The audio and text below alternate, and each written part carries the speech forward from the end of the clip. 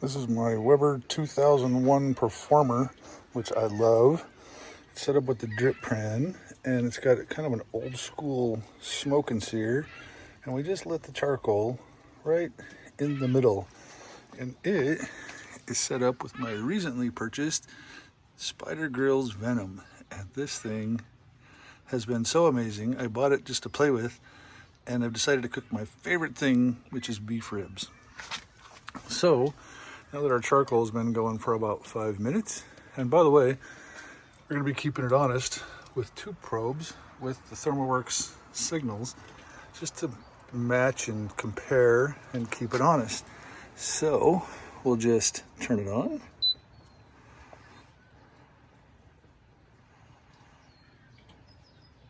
And turn on the Wi-Fi. And yes, I marked those with a silver pen so they're easier to read. Set the temperature. Tells me to close the door, which it is. And I'm going to take the default of 225. And off it goes. It tells me to set my vents. And there is the DA code. And I'll just set the vents like it said. And we'll just wait for this to come up with to temperature filled with Fogo charcoal. So don't do what I did on my first cook.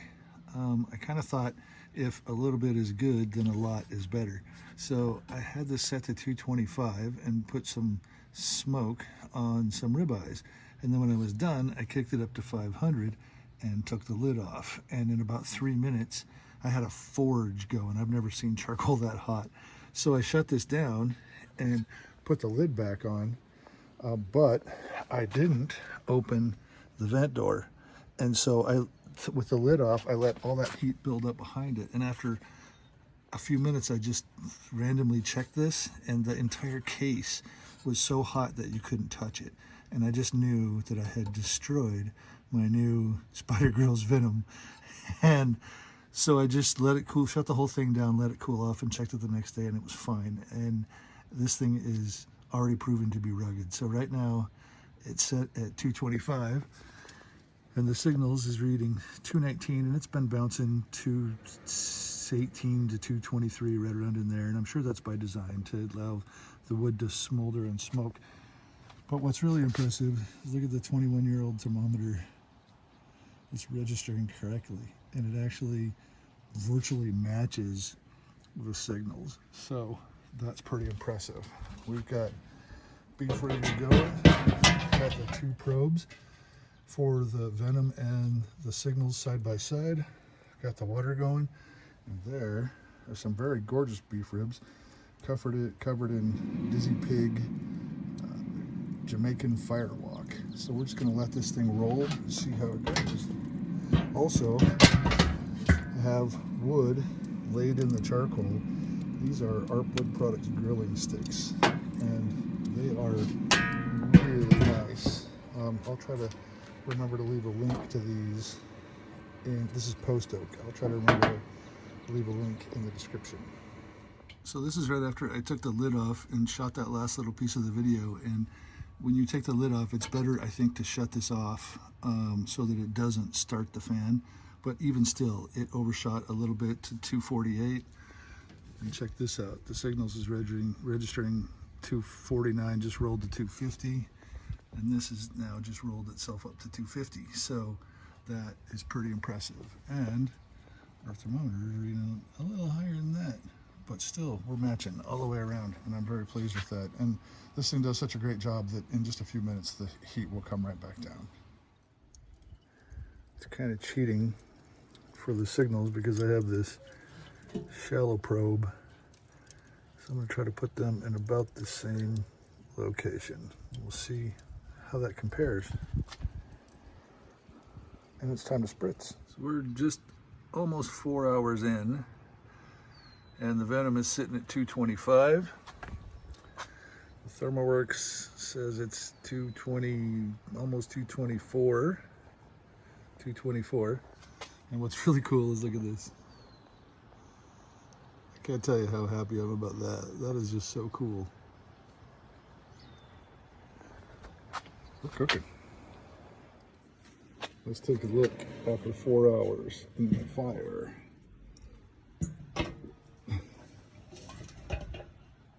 Ribs are looking good, really good. I'm actually kind of surprised at that bark. Still got lots of charcoal. I just kind of stirred it to the center earlier. Things are looking good. I don't think I'm gonna wrap these guys. They're a little dry, need to be spritzed. Maybe I'll wrap. But let's wrap these in some beef tallow and see what we get next. So there's how we're looking after the wrap. Pretty happy with that. Nice pullback. Had to add some more charcoal. Looks like 6 hours is about the limit, so I'm just leaving the lid open, let that get fan going and get that burning good. So we'll get these boys back on and see what we can see. There they are after the wrap. And by the way, that is with the membrane removed. People talk about they'll fall apart on you, but it's not really my experience. So I like to remove the membrane and get as much flavor in there as I can. So we'll check on these in, I don't know, half an hour. And we'll sauce them up. These bad boys are done resting.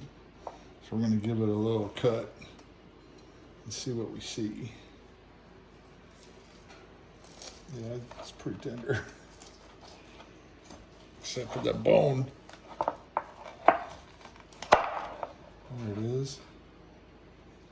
Let's get a whole one out of there.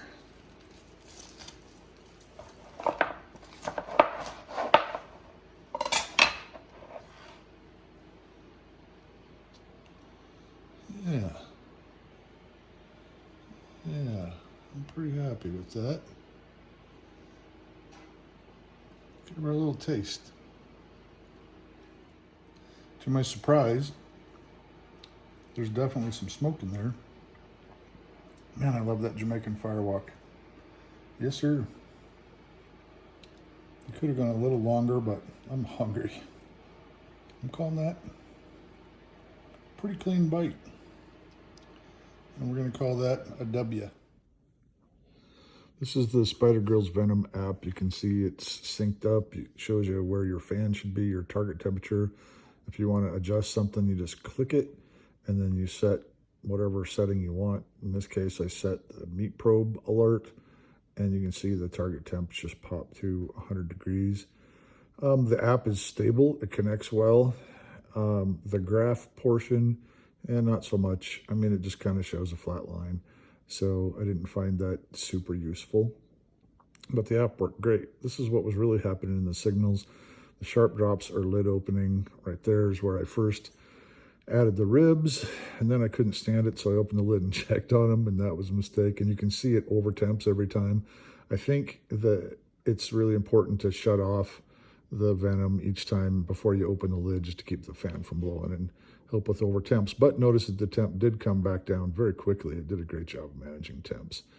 Right there is where I added more fuel, and I let the charcoal get really hot. So it took a little longer for the temp to come back down, but still it did fine. And that's where I pulled the food and wrapped it, and then that's the rest of the cook. Final thoughts on the Grills Venom that is mounted on my 21-year-old Weber Performer. The food was good. If I went to a restaurant and was served that, I'd be happy. It didn't have quite as much smoke, however, as what I would get out of my gravity fed, but I use B&B oak charcoal in my gravity fed, and I used that Fogo today, and I've cooked with it a couple of times in the gravity fed also, and noticed that I didn't feel like it had as much smoke flavor. But overall, very happy with the outcome. Would I do it again? Yes. Would I buy the Grills Venom again? Absolutely. It's a no-brainer. Unless you just like fiddling with your grill. If you like playing with it, then don't get it, because you're not going to have those opportunities anymore. It works great. Thanks for watching.